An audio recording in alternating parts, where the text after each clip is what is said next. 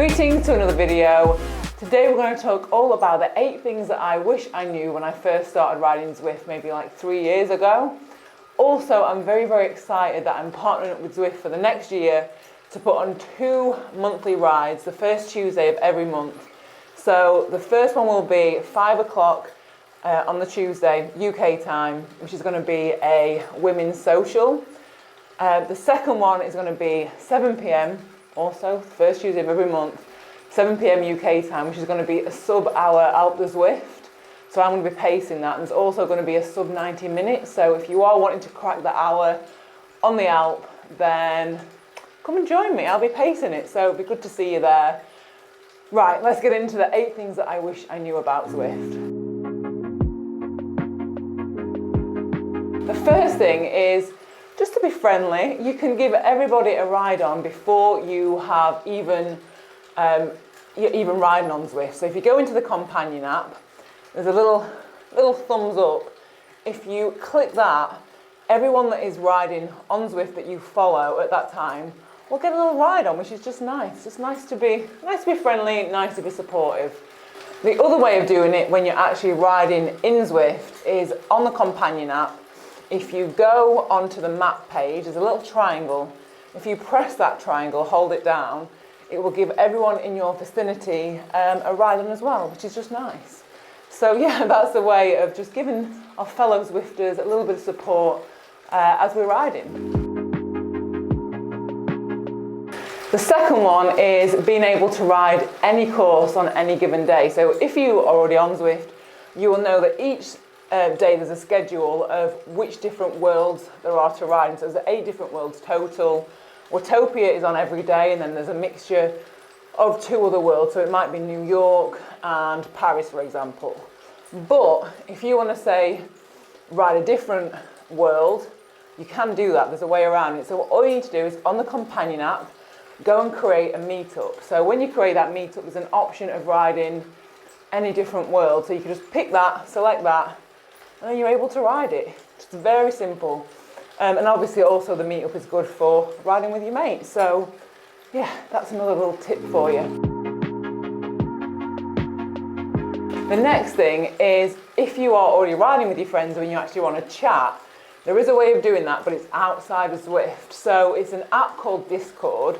It is free to use, and all you need to do on that, so I'm getting a bit out of breath, let me slow down a bit. All you need to do on that is create a channel, and it's really simple to do. So you just go on, create the channel, and then you want to send that link to your friends who you want to invite on the chat. I think you can actually have up to, maybe 20 people, maybe it's 30, into that, and you just send them the link either on WhatsApp or Facebook. Once they've got the app as well and they follow that link, they're invited to that, and you're able to chat there. So you can go on social rides and chat, and yeah, it's really good. I've done it a lot, especially in lockdown, so that's a really good tip that keeps you connected as you're riding.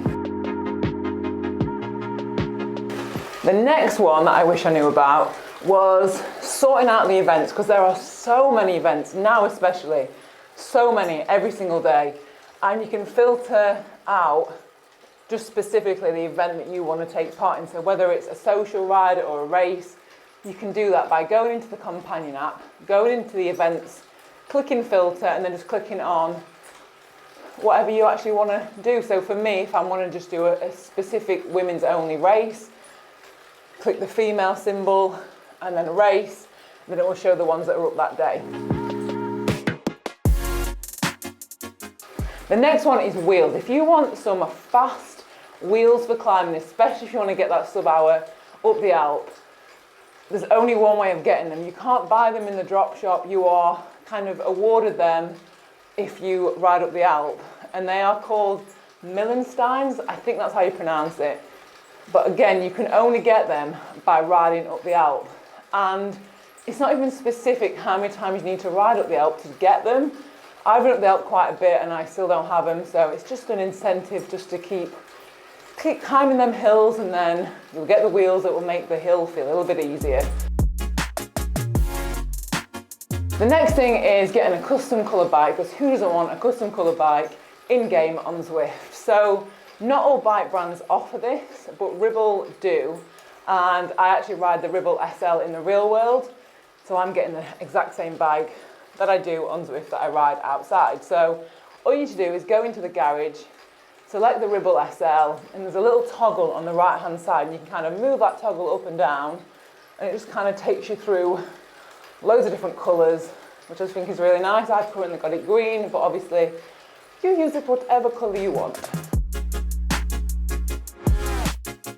And the last one is just a really nice thing to do, and I honestly only found this out this week. My friend told me, we were riding together, and he basically waved at me. I was like, how on earth did you do that? And he's like, it's very simple. So all you need to do is go into the companion app again, and on the actual bottom of the screen, there's a little hand symbol. If you press the hand symbol, you wave as you go past someone. I just think it's so nice. Just polite, isn't it? Like, you would do it outside, so why not do it in Zwift as well? So they're all the things that I wish I knew when I first started Zwift. Let me know what yours are in the comments, and I'll hopefully see you either on the women's ride, on the sub-hour or sub-90-minute Alpe Zwift, or I'll see you in the next video. I'm gonna have to stop, I'm getting tired. It's really hard Zwifting and talking. You should definitely try it because... Right, I'll see you next video.